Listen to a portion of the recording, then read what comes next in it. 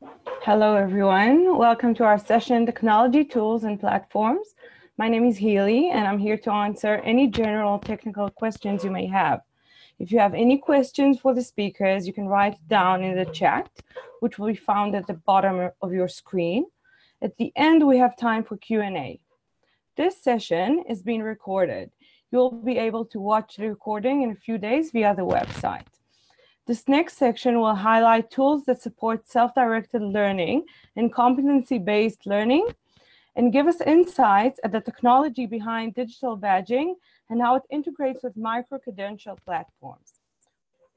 Our speakers today will be Shir Schwartz, which you already met, a team leader from the Center of Educational Technology, Mutlu Chukurova from UCL Knowledge Lab, and Robert Bajer from Digital Promise. Good luck, everyone. See you later. Thank you very much. I will share my presentation in a minute.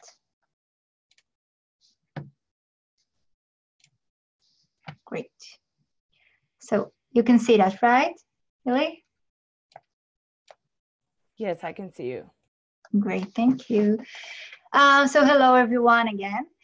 In this session, we will present several components we have developed for our micro-credential model. And we will also talk about some futurist direction. So just a quick reminder of the micro-credential learning model that I presented in the last session. Each course is divided to those 5 stages. We have the learning stage, we have the second stage, which the learners plan how they will apply this teaching practice in their own classes. After planning, the teachers apply their planning class and document the process authentically by recording themselves, having interviews with their students, as we saw, attaching authentic documentation, and so on. The teachers reflect upon their experience, and the whole process ends with peer evaluation. So now I would like to talk about 3 main tools we embedded in our courses. The first one is the MicroLab, which is basically a recorded simulation feature, peer evaluation component, and a chatbot that we developed. The main goal of building our micro-credential lab was to illustrate specific teaching practices in an accurate way and to give our teachers a watch and learn experience so they can actually see what they are requested to apply in their own classes. Teachers get to observe a concrete, vivid, rich demonstration of those practices in a way they can relate to.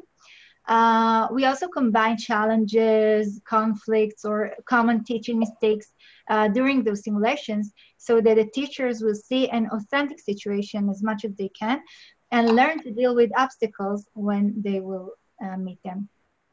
After watching the video, the teachers can analyze and discuss the simulation with their peers or instructors and deepen their understanding of this practice.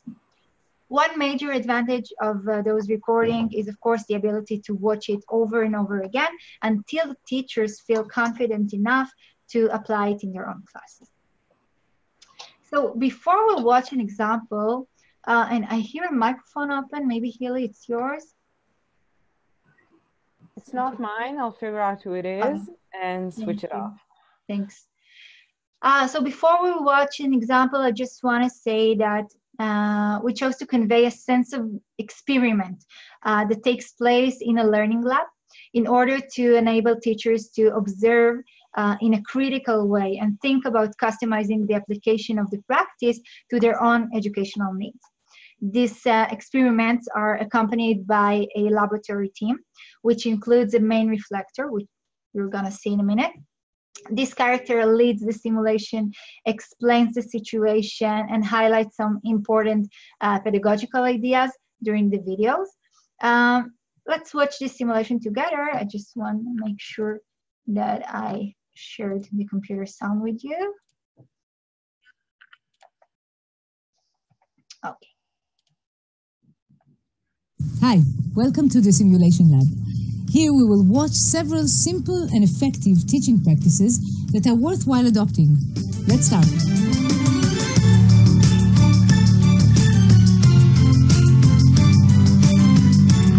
In this simulation, we will see how Nitzan is using the appointment clock in order to enable the practice of conversation skills.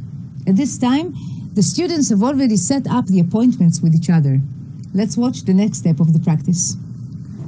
Okay, we are starting appointment 1. The theme of this appointment is your hobbies. You will have 2 minutes to be the interviewer and 2 minutes to be the interviewee.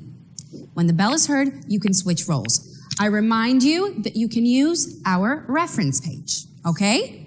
Ready? Go! Okay, אני אתחיל.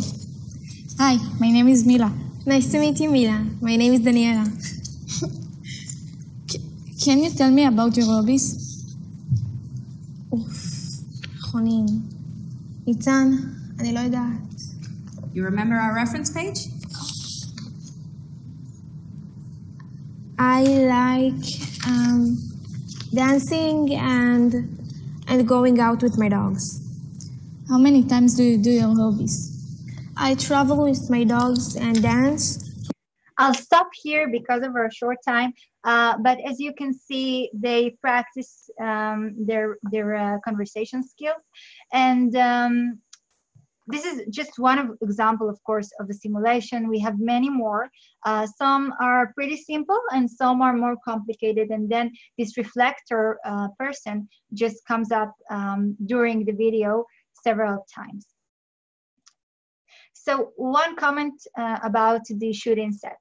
We chose to record the simulations in an innovative learning space that serves the pedagogical needs and goals of each practice.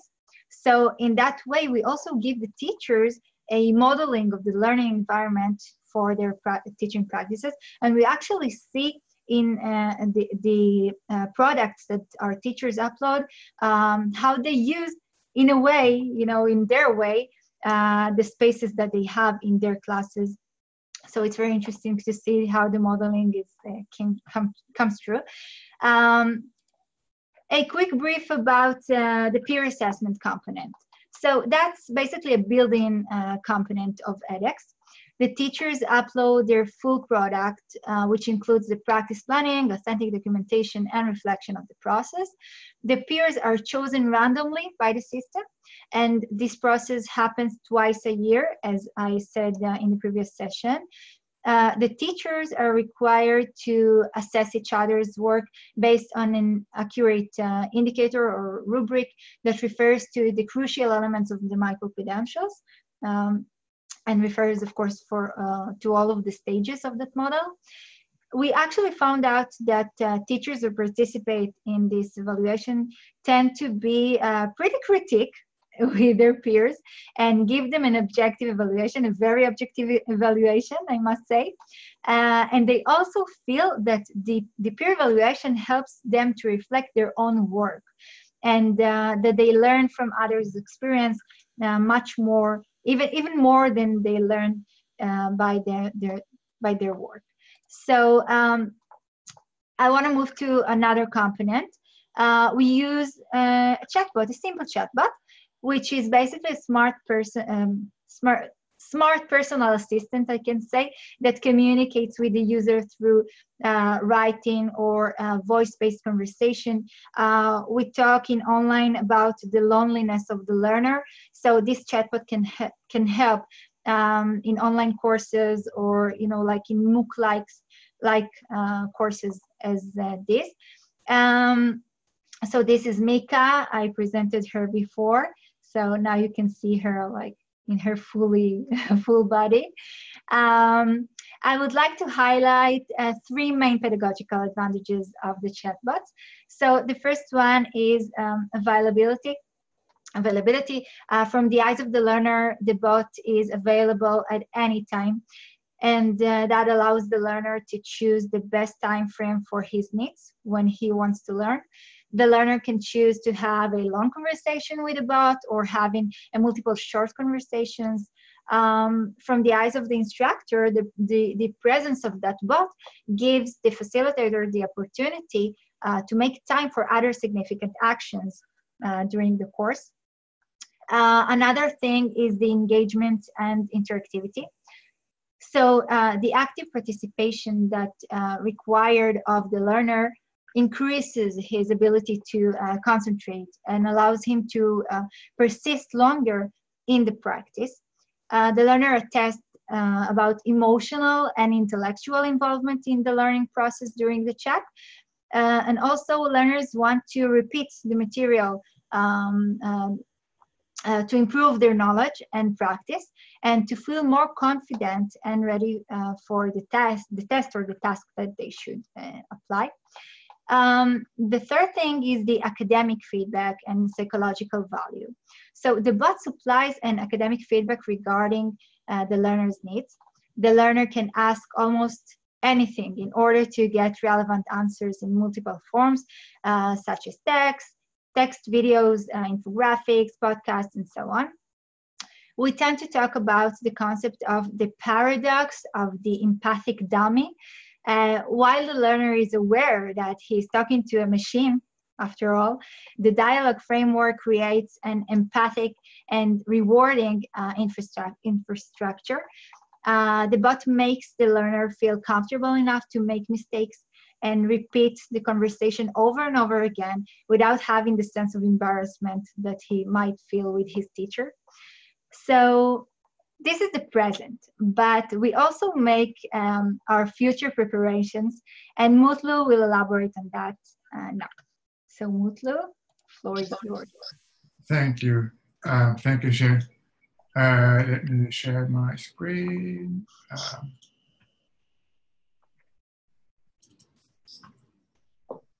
So you should be able to see my screen now. Can you see my presentation? Yes, we can see it. Brilliant. Okay, brilliant. So hi, everyone. My name is Mutlu Kukurova. I'm an assistant professor at University College London. I would like to, we have been hearing a lot about very interesting current implementations of micro-platforms, and I will be very briefly talking about what is happening within the research space, which might have an impact soon in the real-world environments. And I will be talking about this concept of multiple modalities and how multiple modalities of data could potentially be used as part of the micro-credential evaluations. So I would like to start with a very quick story, and I'm not really sure if you are familiar with this story, but I thought that it would be very relevant to most of you guys. So as the story goes, one day a drunken man is found on the street. The policeman approaches to the drunken man, who is trying to find something on the floor, and asks what is he up to. And the drunken man says that I have just lost my keys and I'm looking for my keys. And the policeman is worried, asking to the drunken man, so where did you lose your keys? And the drunken man replies, well, I have actually lost my keys near the garage, but the street light is much brighter here, and that's why I'm looking at this direction. So one of the common criticisms of existing micro-platforms and learning analytics broadly is that rather than trying to create data on the constructs that we are genuinely interested in, we are sometimes looking at the things that we can only collect from, which is limited to the digital learning environment. So the argument that I am making in my research is that if we could potentially bring in different modalities of data, from different sources, then we could potentially increase the likelihood of interpreting complex learning processes and support them more effectively in micro-platforms. So this is like bringing in more number of street lights into the equation to be able to effectively support learning and pedagogies in micro-platforms. So there are quite a few arguments that are being made in the literature why different modalities of data could help us interpret complex learning processes. First of all, these competencies are extremely complex, and most of them are really not well defined.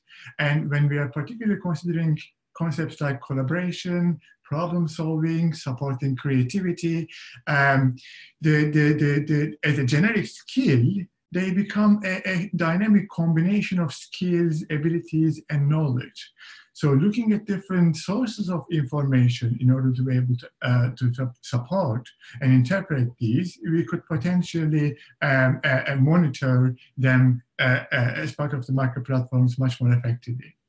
And the second argument is that the learning really happens in situ. It doesn't happen in an online environment. So learning happens when the learner is. When a learner stops engaging with a micro-platform, or a teacher indeed stops engaging with a micro-platform, learning does not stop. So we should be looking at the big picture and interpret the big picture within the micro-platform contexts.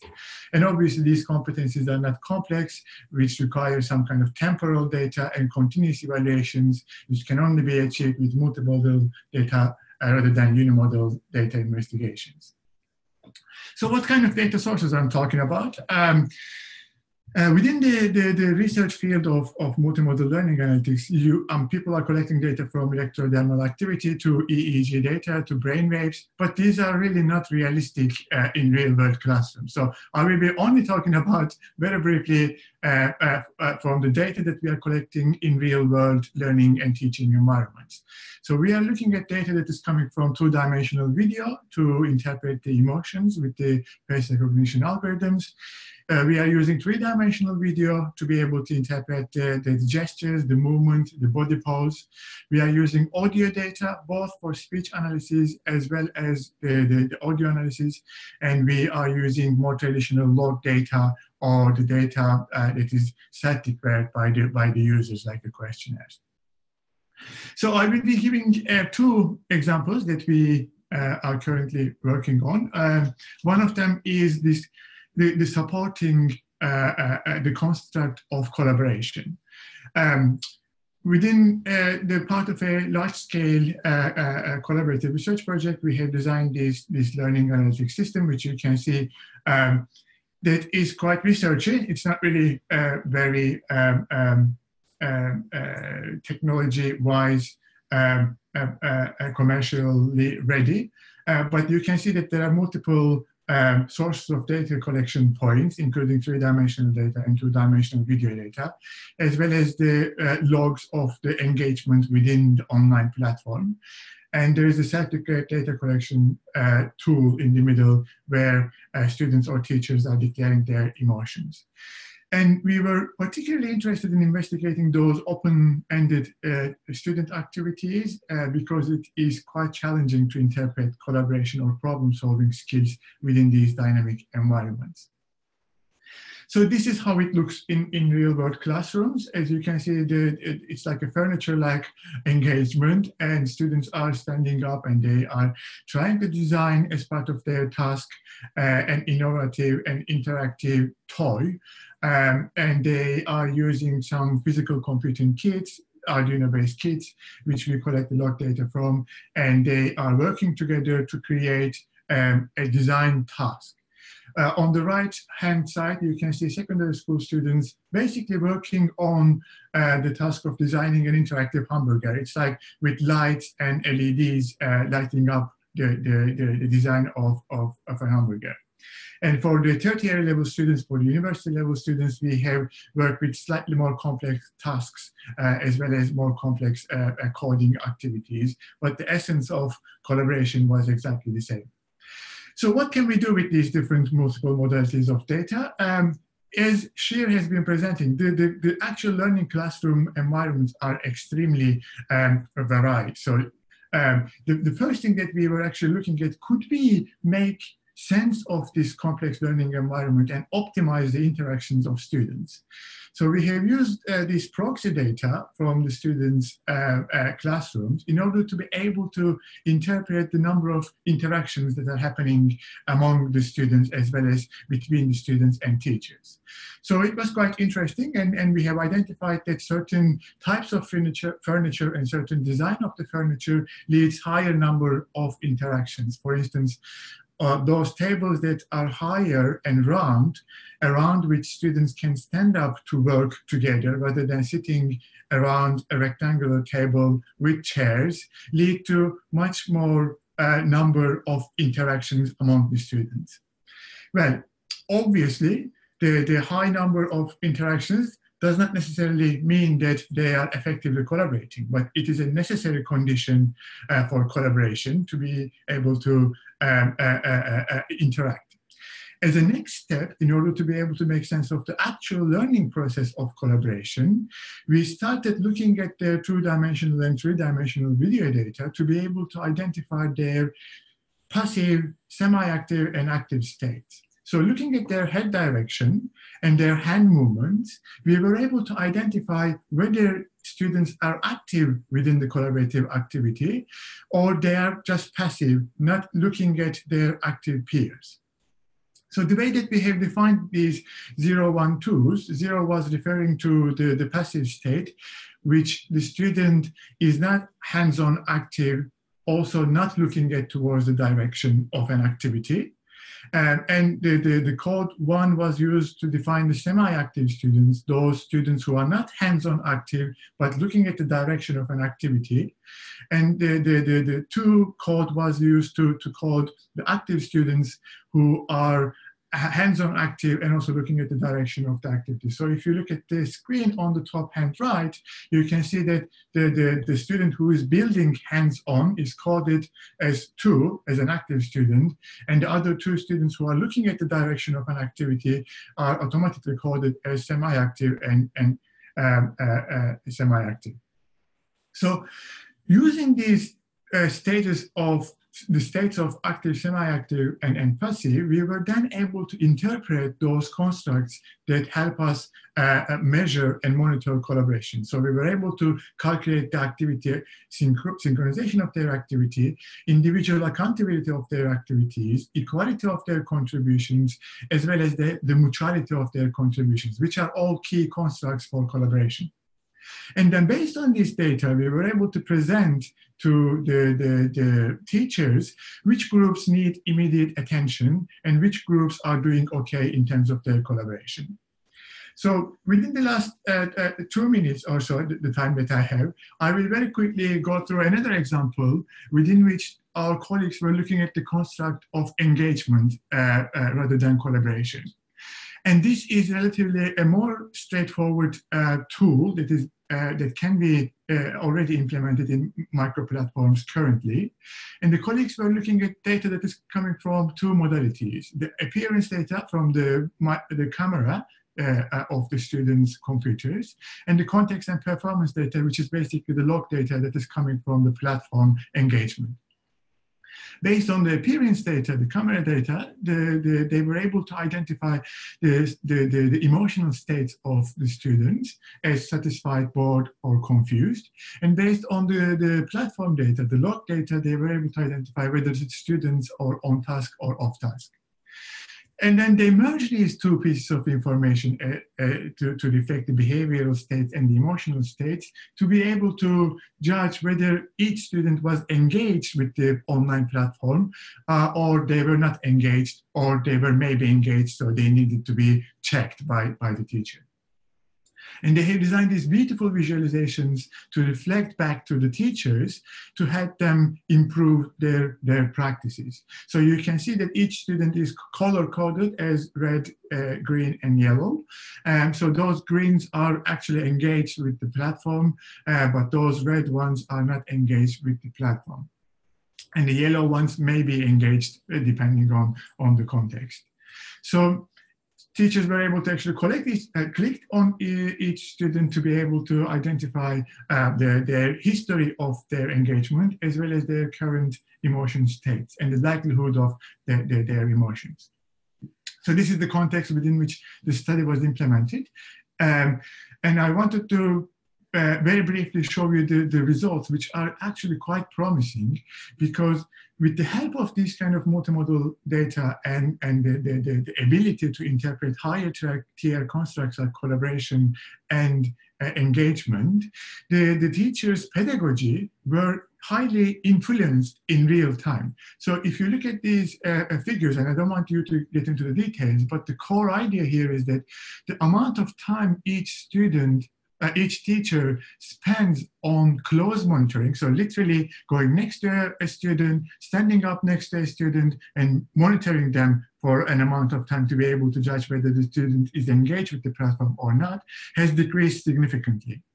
So this time that the teacher would have spent with close monitoring, standing up next to a student, the teacher was actually spending this time through scaffolding their engagement and their learning activities, which is an activity, which is an action that we are all interested in as educators to support.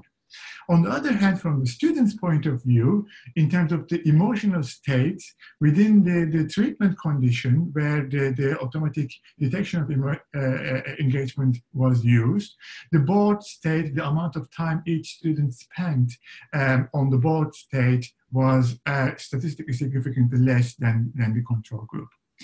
So the point that I would like to make within this short presentation is that within the soon future, we will be able to use different modalities of data rather than only using online platform data that is coming from the logs of interactions, which might help us interpret complex learning processes. And this interpretation might then lead towards better monitoring and better support of higher tier constructs. So I think that's it, and I'm not sure how much time I have spent. So if I spoke too much, I would like to apologize in advance. That's okay, thank you. Robert, the time is yours.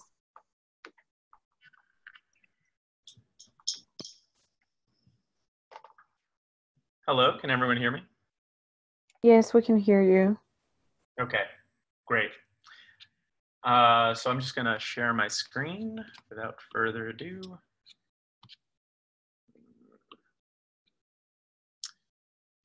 All right. Okay, you guys should be able to see my presentation now. We can see it. Excellent. So before I get started, I just wanted to thank Shir and Mutalu. I mean, you guys are a tough act to follow. The data that you guys presented is very, very cool. So I definitely wanted to start there.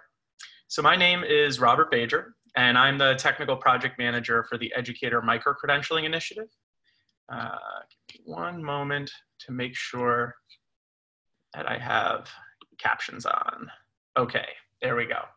So my name is Robert Bajer. I'm the technical project manager for the Educator Micro-credentialing initiative at Digital Promise. Two of my colleagues presented today, Odelia Young, who focused on the issuer journey and the micro-credentials themselves. So if you want to go into depth around content, you might want to consider checking that recorded session out. And Karen, our CEO, presented, she opened the event. So if you're interested in hearing from her, that's also going to be available after the conference. So without further ado, so who's Digital Promise? Digital Promise was created with the mission to accelerate innovation in education to improve opportunities to learn. And specifically, Digital Promise works at the intersections of educators, researchers, and developers. So you'll probably notice that most of the language I use is educator-centric. However, we are working outside of the education sector at this point and applying some of the technical aspects that I'm going to run through as quickly as possible. I also want to take a second and share a document with everyone in the chat. I'm going to share it here. I'm a former educator, so I don't take for granted the fact that I might use language that everyone might not understand. So feel free to click on that link, and that's a glossary of terms that I might use in my presentation or out loud. So feel free to hold on to that. That will be available for the rest of time. Okay, so what are educator micro-credentials? So educator micro-credentials provide educators with competency-based recognition for the skills they learn throughout their career. Now, again, I'm not going to go too much into depth of the content. I encourage you to check out that conversation that Odelia Young led earlier today. And I'm also going to show you a quick 1-minute video. This can do a better job of summarizing micro-credentials in a minute than I can in the next 10. Ever wonder how you can be recognized for professional learning throughout your career? Micro-credentials recognize the skills you've developed to drive learning in and out of your classroom. This lets you personalize your learning based on interests, your students' needs, and school and district goals. By shifting how learning is recognized, from seat time to demonstrated competence, micro-credentials make the growing wealth of resources you use, from virtual communities and online tools to coaches and mentors, more relevant and meaningful. You can select a single micro-credential or a stack, collect the required evidence, and submit it online for assessment. If successful, you'll earn the micro-credential and get a shareable digital badge to enhance your profile, resume, and validate your unique skills. To see what this can mean for you and your school, explore the Micro-credential platform today. Great. All right, cool. So that just gives you some idea of our mission with the Educator Micro-credentials and a little bit about the experience about earning one and where you can go to earn those micro-credentials. So the focus of this conversation is going to be alignment between the Digital Promise Micro-credential framework, which I'm showing you here, consists of 5 main sections, but there are subsections there. And I'm going to juxtapose that against the Open Badge specification, which is our interoperability standard that organizes and displays the metadata behind the micro-credential. So as you can see from this screen, micro-credentials are human viewable. There are these great looking badges that issuers and Digital Promise work on to align with the brand of the issuer. And they're all standardized in terms of the size and the style. However, behind all of these beautiful graphics is a tremendous amount of metadata. So again, that's what I'm going to be focusing on during this conversation. So let's take a step back. What are open badges? And again, I want to reiterate that if this conversation goes by too fast, I've outlined all of these terms in the document that I shared. So essentially, open badges are a global standard for verifiable credentials. Badges empower people to take their learning achievements with them. That implies that they are portable. Wherever they go, bridging traditional data silos to build a rich picture of their lifelong journey. So the idea behind micro-credentials is that they are portable and that educators, in this case, are going to earn these over their career, and they're going to earn them from multiple sources, including Digital Promise. So pairing our digital badges with an open badge standard makes it possible for other groups to adopt that same standard so that these micro-credentials can travel digitally as the educators move physically throughout their career. Okay, so now we're starting to get into the weeds here. What's the relationship between the open badge specification and Digital Promise's micro-credentials? So first we take metadata, which is just data about data. Things like the date that the micro-credential was earned, the identity, in this case it's an email address that's associated with the person who earned it, the badge image, a link to the badge image, a reference. And that is actually combined with a PNG graphic through a process called assertion. And assertion through our platform is facilitated by a system called Badger. And Badger was developed by an organization called Concentric Sky. Concentric Sky is also a nonprofit organization. And once the metadata and the badge image are combined through assertion, it becomes what we call a micro-credential. Now, this is an important distinction because if you search Google for micro-credentials, you're going to come up with all kinds of digital badges. But not all digital badges are micro-credentials, but all micro-credentials are digital badges. So if that makes sense to you right away, great. If it doesn't, I will be more than happy to explain that during the Q&A. Okay, so now we're going deeper into the weeds, guys. This is for the real nerds out there like me. So this is the technical alignment between the badge class property of the open badge specification and how the different properties therein align with the micro-credential framework. So anyone who uses a technical interoperability standard probably does some kind of mapping between the framework that they seek to include in their processes and the interoperability standard itself. So this is how we align these properties. And I think that this could potentially give a really good picture of, and this is just a brief picture. So this is a long specification. I just grabbed a few items out of there for the sake of demonstration. But we've actually built some extensions for those of you with a keen eye on top of the existing open badge standard. So we are working with folks like Concentric Sky and Badger to continue to push the standard forward to align more closely with things like competency-based learning, which is something that's been mentioned a bunch of times during this conference. Okay, can you give an example of metadata in this micro-credential? Sure, I'll answer these questions on the fly. So some metadata included in the micro-credential could be the name of the educator, the competency description of the micro-credential they earned, when they submitted the micro-credential date. There's research and resources associated with the micro-credential, that's included in the metadata as well. But before you wonder whether or not this is going to be online for anyone to see, I'm going to mention some security features because that's a personal passion of mine. Again, I'm a former educator, so I take privacy and security very seriously as we continue to build this system. So what value does the open badge standard actually add to our micro-credentials? So the first, and I've mentioned this already, is that they're portable. So if someone earns a micro-credential on Digital Promises platform and they earn a micro-credential on someone else's platform and they both use the same standard, you can actually transfer that data between the platforms. So if Digital Promise disappears one day, all your credentials won't go with it. And we feel very strongly about that this is a decentralized approach to this type of credentialing system. The second point is that they are verifiable. So since they're decentralized by nature, they can be verified by anyone who uses the verification system, which is open source. So you can verify any micro-credential offered by Digital Promise, whether or not it's authentic.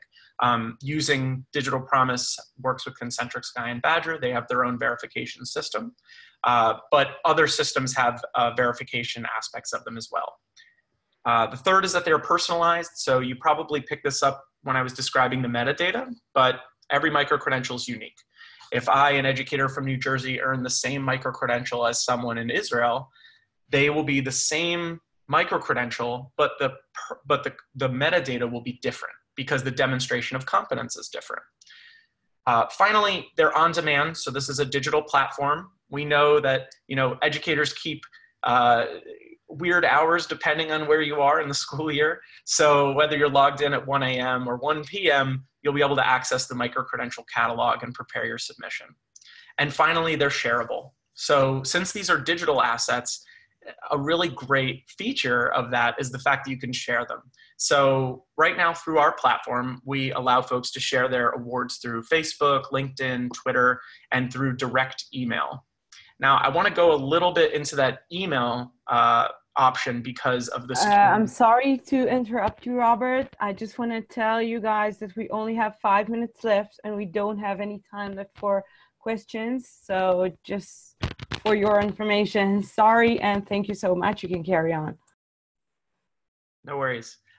So these are shareable. You can share them across social networks. And I want to specifically talk about our email option because if I am an educator or I'm a learner of any kind and I choose to share my micro-credential with someone, that doesn't mean I also want to share the evidence that I needed to submit in order to earn the micro-credential. So we give all learners the option of sharing their micro-credential with or without the evidence and with or without the feedback they get from assessors. So, and here's the icing on top. Once you share that, the link that you're sharing to your micro-credential expires after 24 hours. Now, we took a page out of First Responders book in the United States. So these are high stakes credentials in the sense that we don't want these being sent to people that it's not supposed to go to. So this expiring link is our way of making sure if you hit reply all, that doesn't mean that everyone won't have access to your micro-credential for as long as they want. So this is just one feature that aligns with our commitment to privacy and security. So you can explore any of our micro-credentials now or in 3 minutes. So you can go to micro-credentials.digitalpromise.org to start exploring our catalog today. It's available on mobile and desktop. And here's our summary. We have hundreds of micro-credentials. Each micro-credential aligns with Digital Promise's framework. Micro-credentials are awarded as digital badges. They're personalized, portable, and secure. Learners can share their awards as they choose, and you can visit micro-credentials.digitalpromise.org to get started at your leisure. My name is Robert Bajer. Again, I'm the Technical Project Manager for Digital Promise's Educator Micro-credentialing Initiative. We're changing our name to Digital Certification and Credentialing, so you can also look that up. And if you have any questions, I guess I'm going to be taking those offline. Thank you so much. Thanks, Robert, Cheer, Mutlu. It was fascinating listening to you guys. Please join us for the closing session, a panel facilitated by Karen Cater, CEO of Digital Promise. You can connect to the next session via the website. See you there. Thanks, everybody.